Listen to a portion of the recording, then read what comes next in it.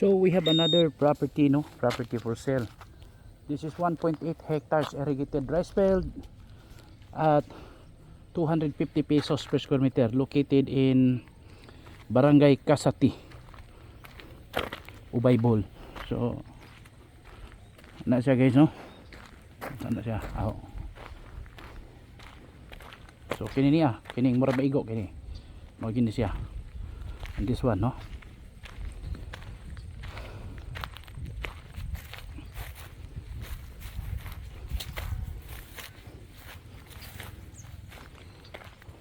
₱250 per square meter.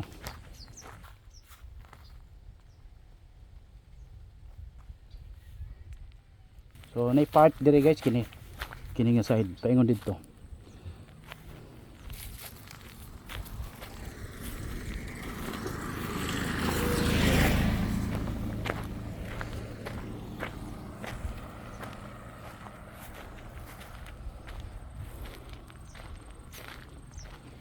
So nindot ni, you can still have another portion for house development na i-portion ani nga pwede ta makabalay, or you can put a business like kuan guys, rice mill business.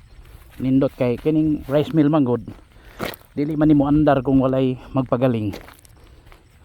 So mo na naka-advantage. So much better, no? This is nearer to town proper, dool ra gyud ni sa lungsod.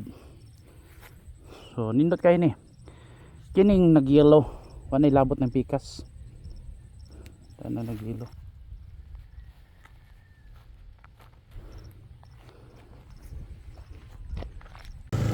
So here comes the property for sale guys.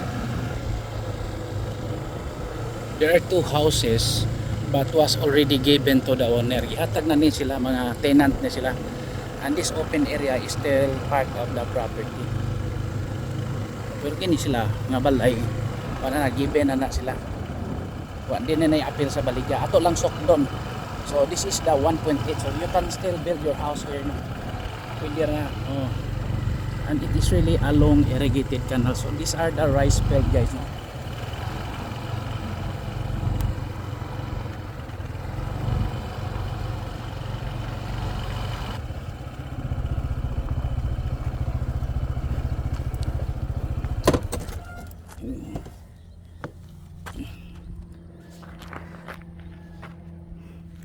Ang property natungaan sa karsada, no, na kuhaan.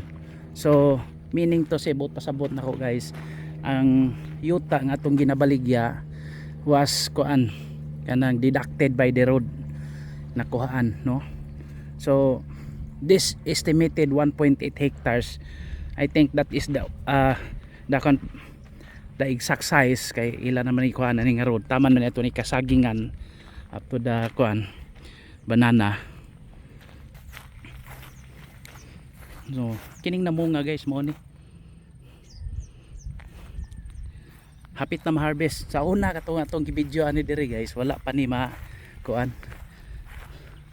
wala pa, pero nindot na gid kaayo ni siya.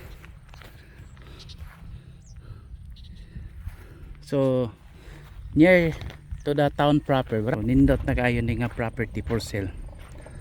Okay, again it is located in Ubaybol. Then we are selling also fish pan, no? If you have kanang gitawag og kanang nakay fish pan, so nakay problema sa panudan, then nana po kay bugas kung nakay rice field. So nindot kayo nakay bugasan. So ako ni hinduman sa una, no, kami nasad mi sa akong parents sa una na mi Basakan. We have rice field, Basakan man in Bisaya, no. Then we have also 1 hectare fish pond. Karon kay naa naman na sa akong igsoon, tiguang naman silang mama. So